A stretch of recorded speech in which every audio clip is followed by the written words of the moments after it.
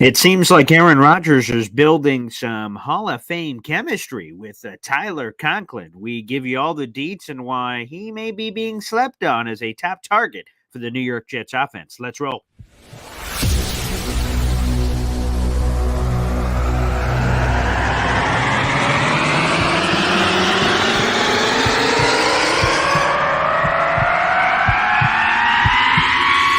Zoink. It is unequivocally the Super Bowl for New York Jet fans. Field Yates, baby. Field gosh darn Yates. Let's bring him on the show. Come on, people. Connor Rodgers is joining the show. What's up, Connor? But Trevor gosh darn Sycamore, baby, for me, personally, my favorite New York Jet of all time. Wow, it's great to be on. What an intro that was right there. Paul, nobody does an intro like you, man. Paul, you give the best intro of literally any podcast that I've ever. I'm gonna lose my gosh darn bananas.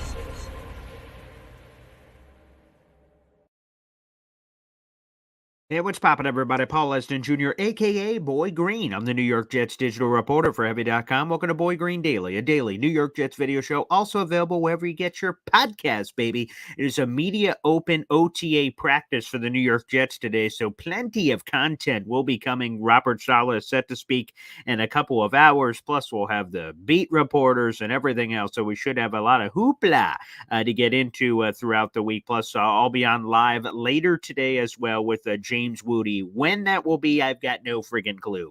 This Boy Green Daily episode will be a little bit shorter than normal, but about 30 minutes or so, because I got to go live from a golf course for our radio show coming up later this morning. So, guys, stay tuned for that. The Man Child Show with Boy Green. Appropriately named, of course. So I'll be live from a golf course. So I got to set up camp and all the hoopla that is involved with. So this will be a shorter show than normal, but I'll make it up to you because we'll be back on with Woody. Whether I'm from that golf course or the radio station, we will see. TBD. But what isn't TBD is we got plenty of Jets to get into right here on the program. And according to Connor Hughes of SNY, our boy Connor Hughes, there is some impressive chemistry being built between Aaron Rodgers and veteran starting tight end Tyler Conklin. Here's what Connor Hughes had to say. I'll read you the quote. Everyone talks about Garrett Wilson for obvious reasons, but a player who really developed some impressive chemistry last year with Aaron Rodgers was Conklin.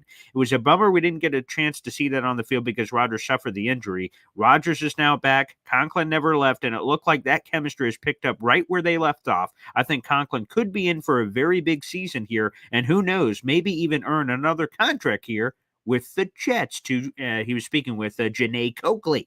Of course, Tyler Conklin is heading into the final year of his deal. He signed that 3-year deal for about $21 million a couple of years ago, and he's been solid.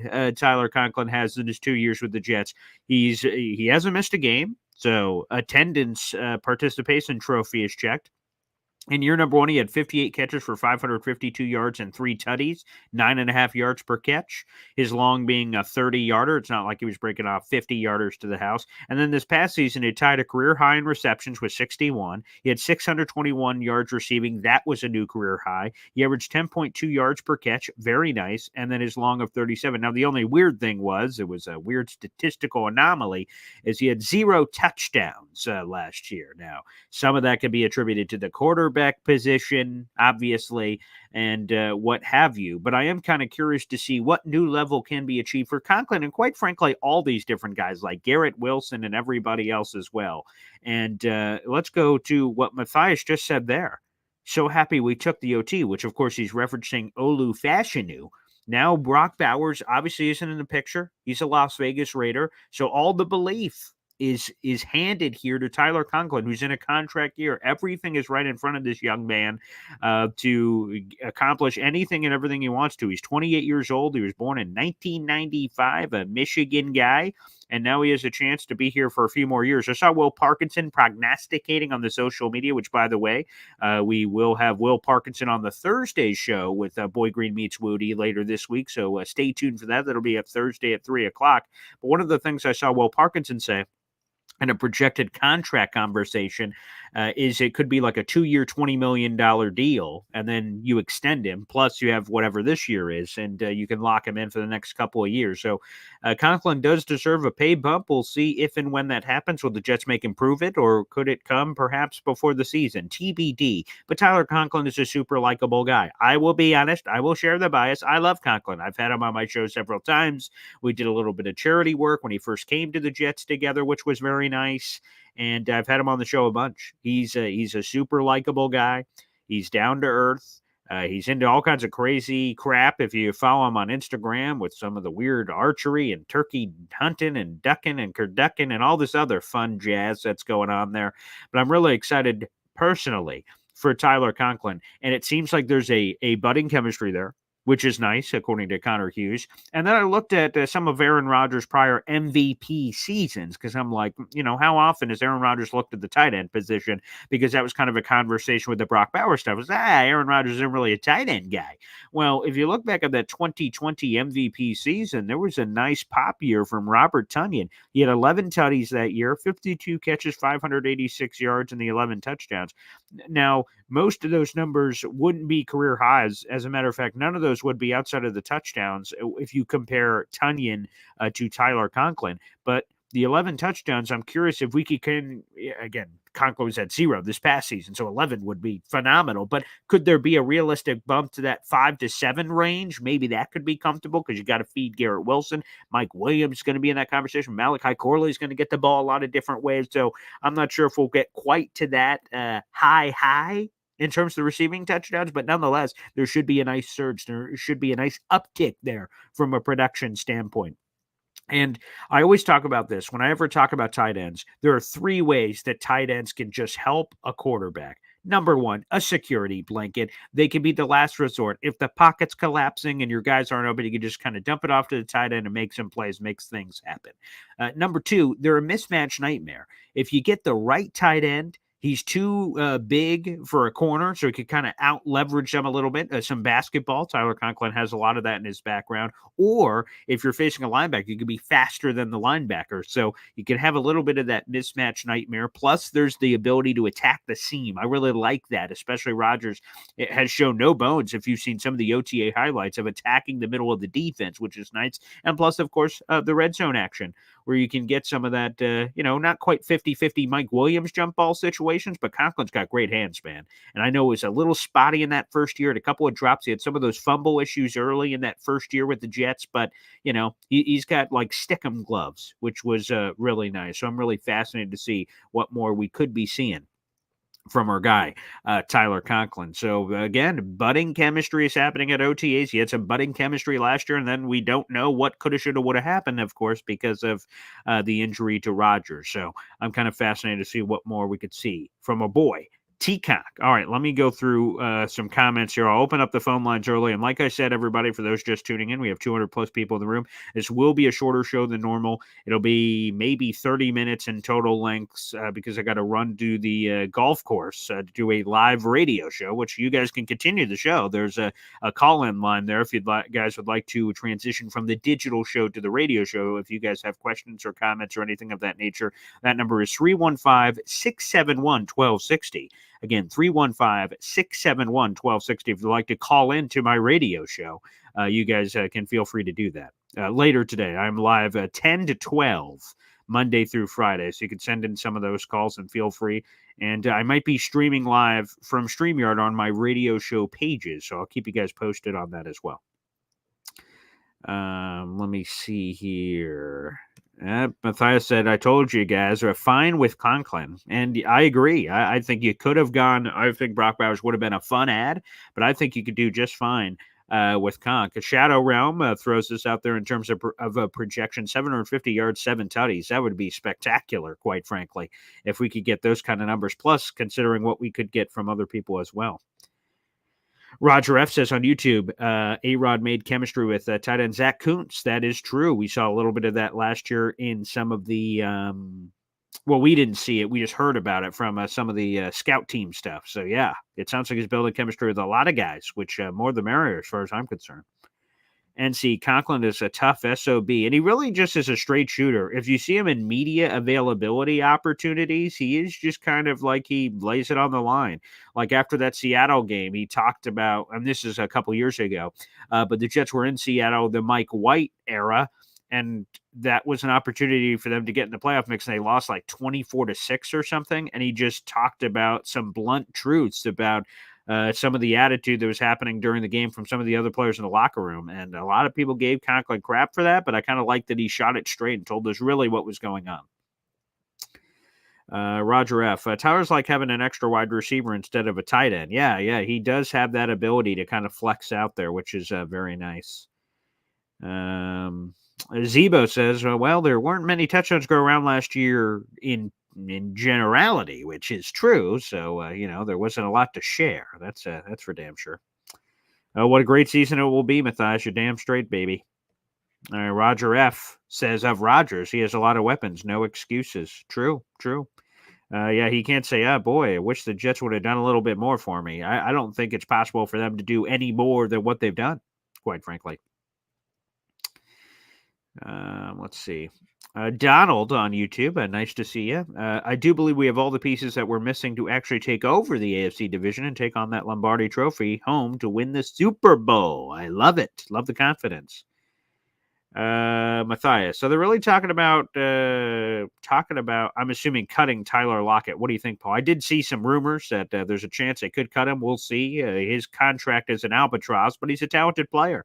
He's kind of wavy. What's the right word to say it? He's kind of like hit or miss a little bit. I guess that's the best way to say it. Especially people that have him in fantasy know exactly what I'm talking about. You'll have these incredible high highs of multiple touchdowns and a lot of targets, a lot of receptions, a lot of yards. You're like, oh, baby, okay, here we go. And then all of a sudden you'll disappear off the face of the earth.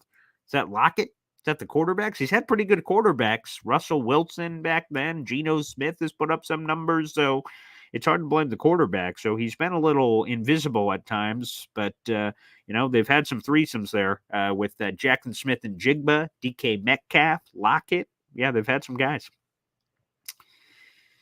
Let's see. Roger F. I bet Douglas is going to extend players midway through the season, see how everyone is doing with the healthy Rodgers. Wait and see, but not waiting too long. That could be interesting. I mean, we've seen that JFM got paid mid-season before in this Joe Douglas era, but they weren't willing to do it with Huff, which is interesting in the middle of the season. They kind of tabled off talks to the end of the year. So that one, there's been history of yes and no as far as that conversation goes. Got Johnny Boy on the program. What's good, Broham? Yes, sir. Sweet beard on Conklin. That was cool. Well, when we did our first interview together, somehow our beards came up. How did that happen? And we were comparing beards and products and whatnot. Yeah, that was a touching moment. No question about it. Conklin does have a big beard. Sergeant CBO, you shouldn't run to the golf course. If you drive, you'll get there faster. That's good advice. Yeah, I'll have to take that advice. That should save me some time. I appreciate that. A drive apparently is like 50 minutes to the golf course, so that might be better than the run.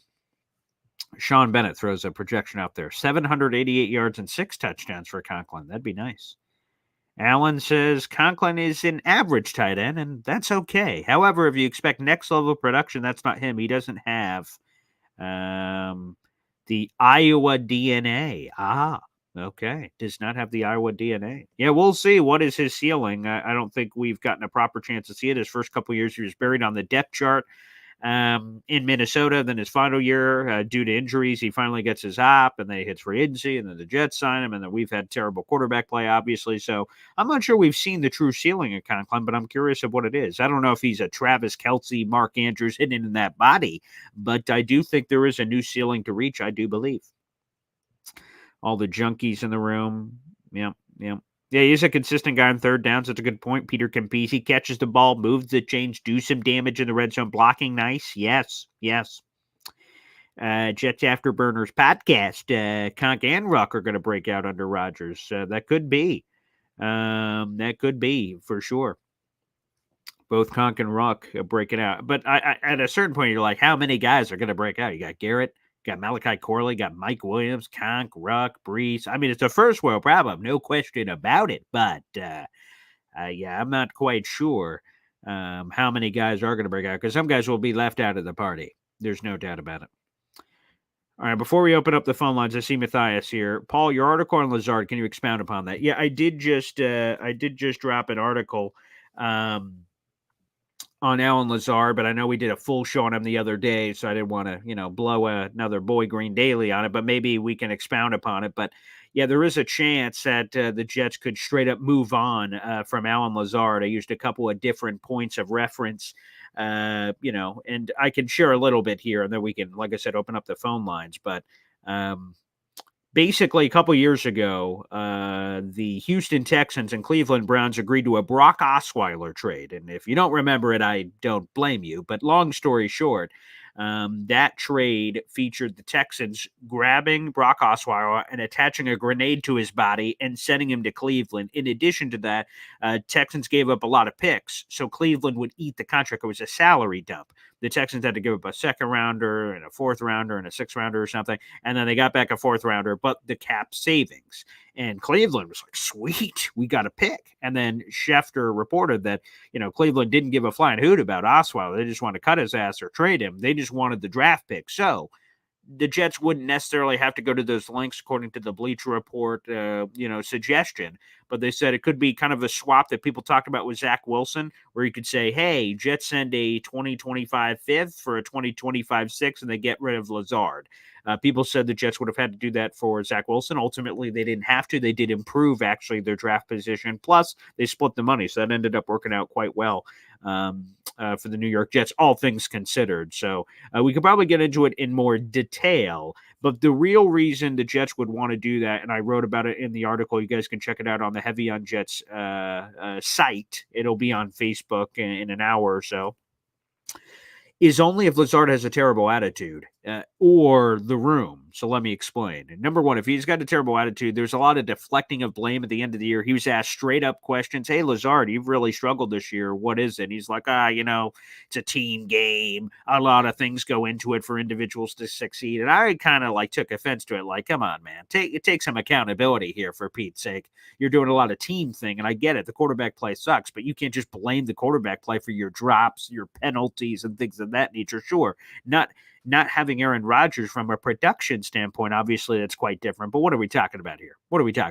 So that part kind of bothered me. So if he continues with that kind of funk, there's good vibes at One Jets Drive right now, and you don't want to ruin it. One rotten apple can spoil the rest. So that's a part of the equation where that's where I'd be willing to do it. Plus, you have to have the temperature check of the room. If Xavier Gibson, Jason Brownlee, Irv Charles, and God knows who else is on this team, Malik Taylor. I'm talking about the lower level guys. We obviously have the obvious guys, Garrett Wilson, Malachi Corley, Mike Williams, stuff like that. But if there's younger guys on the team that are impressing, you're like, you know what? We don't want to lose one of these guys just to keep Alan Lazard. Maybe we can find a way to get rid of him. Rich Samiti said it will be a storyline to watch as we get down to roster cutdown time. So could be possible. And Matthias says, are we going to be able to keep MC2? I hope to God we do. I would sign that cat sooner rather than later. There are a lot of big money decisions coming. If I was the New York Jets, I'd work to keep him pronto. I think that slot corner position is incredibly difficult to replace. All right, let me throw this in. We'll open up the phone lines here on the program. Let's get to it. I appreciate the 300 plus people that are in the room right now. Thank you very much. We'll open this up and then we'll be on for, like I said, another 10 minutes. And I will first come, first serve on the 10 minutes of calls. Video call and link to join the show. Okay.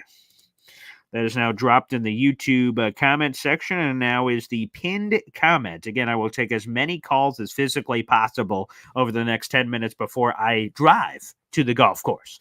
So keep that in mind for my radio show. Like I said, I'll give the call in line. Bobby is someone that's called into my radio show before, so you guys can feel free with any of your questions, comments, and God knows what else could possibly be on your mind. All right, let's jump to the phone lines. We've got Johnny Boy here first. What's up, Johnny? What up, Boy Green? How you holding up, man, this morning? I'm doing great, and the blue looks good on you. It's good to see. Appreciate it, man. Still got to put them on because, there you go. Loud and proud. They still suck, but, they won yesterday, so. Thank God. Celebrate it when you can. It's the little W's that count, right? That's it. Yes. Dude, so the Conklin thing, man, bro, we've been saying it all freaking since the end of the season last year and all that. Since you've had him on your show, I know you've been someone that's been high. I mean, the things that he did with Zach Wilson when he was there, just switching his whole body to catch some of these horrible throws that Wilson has thrown to him and all that. We all know it's going to be special, man. And that dude's he's going to eat. He's going to eat. Like, literally, he's going to eat. So the other one, what I'm more intrigued into seeing is what's going to happen with Jeremy Ruckert. Because let's be honest, dude, he's good. He's still good. He was just underused over there when he was in Ohio and then coming over here. And Zach Wilson again, but now I hope we see Ruckert. I'm going to be honest. I'm one of those guys. I know it's a Jet fan story thing is cool. And we've seen these pops where like a crazy one-handed catch. We're like, oh, but it's been very minimal. And again, the quarterback play has been terrible. I'm curious if he's just going to burst on the scene. We're like, whoa, okay, here he is. Because outside of him, every other tight end is a free agent after this year. Outside of Ruckert, who has one more year left in his deal after 2024, he has a chance to grab this thing by the balls, and all of a sudden, Jeremy Ruckert burst on the scene as the new tight end of the future for the Jets. So it's up to him. Him and Kuntz, right? Yeah, Kuntz, he's another one. So since he got cut and brought back, he's on a 1-year deal. But yes, all of these guys, Kuntz has a chance. Conklin has a chance to get paid. Kenny Yeboah, who's had some pops during OTAs, he has a chance. Yeah, so there's meat on the bone for someone to claim. Yeah. So I think Kuntz jumps over Kenny. To be 100% honest with you, because Kenny, dude, he's a OTA star. He's always been that, man. That's true. The preseason Hail Mary catch against the Eagles. Yeah. He's had those off-season pops. Yeah. So, yeah, man. So, but yeah, brother, man, I appreciate you. I know you got other people on, man. Hey, I did want to say something if that's cool with you. Sure. Yeah. Plug in. So this Friday, myself and my uncle, VR himself, we actually got our own. It's not Jet-centric show. It's a complete sports show, man. It's about everything going on within the New York sports currently and whatnot. So we're talking boxing, we're talking wrestling, we're talking. Oh, that's cool. We're talking women's NBA right now as well. We're talking. It's a hot topic. Yeah. So it's gonna be awesome, man. Culture related too as well, with the different fits, hats. I mean, yourself and myself. And do you guys have a channel for this yet, or what? What's the deal? We do. Yep. It's already on. What is it? It's Uncle Theo VR's his actual channel on there. If he's on, he'll have the stuff to plug it in more. But I'll tag you on the stuff and everything, man. So we're actually gonna have a short coming out so people could be aware this Friday at 6. And cool.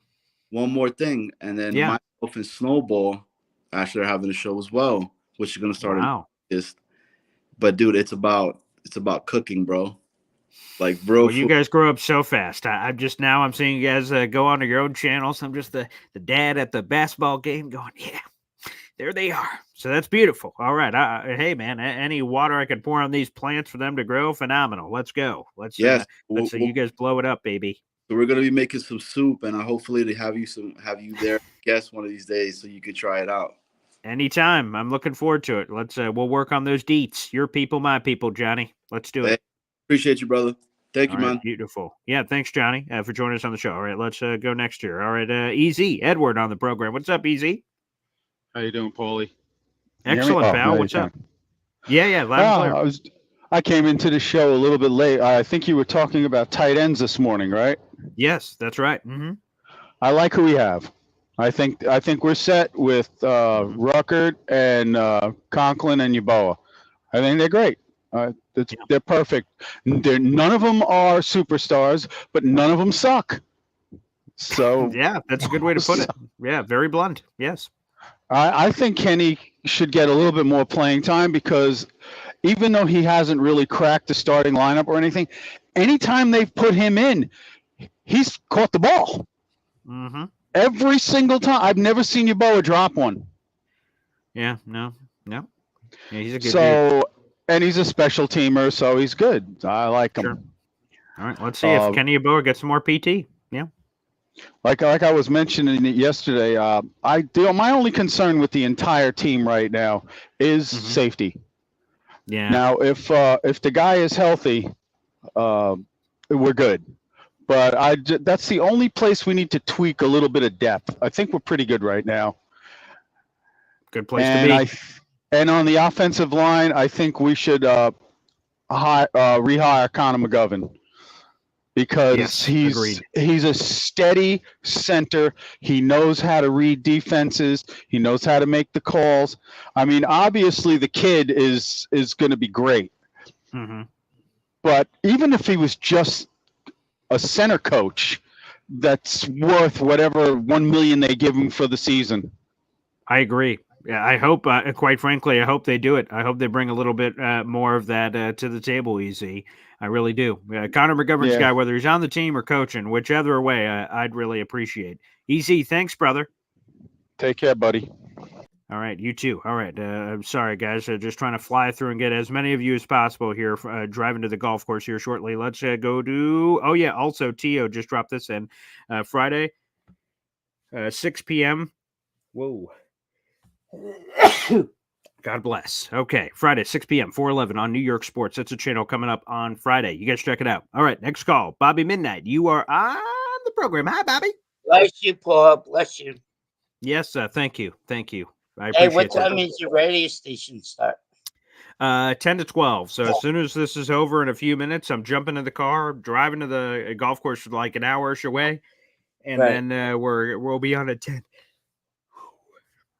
Oh, God, you got allergies this morning? Apparently. Yeah, I didn't know I had any allergies, but I'm like kind of getting like a half skis. Yeah. So, yeah, I agree that the 3 tight ends are good. You don't need Brock Bowers, so that proves that you don't need Brock Bowers. Sure, right. Okay, that's all I have to say. I know you have other people on, so all right, we'll see you hopefully on the radio show in a little bit, Bobby. Yeah, hopefully I could call and I have it.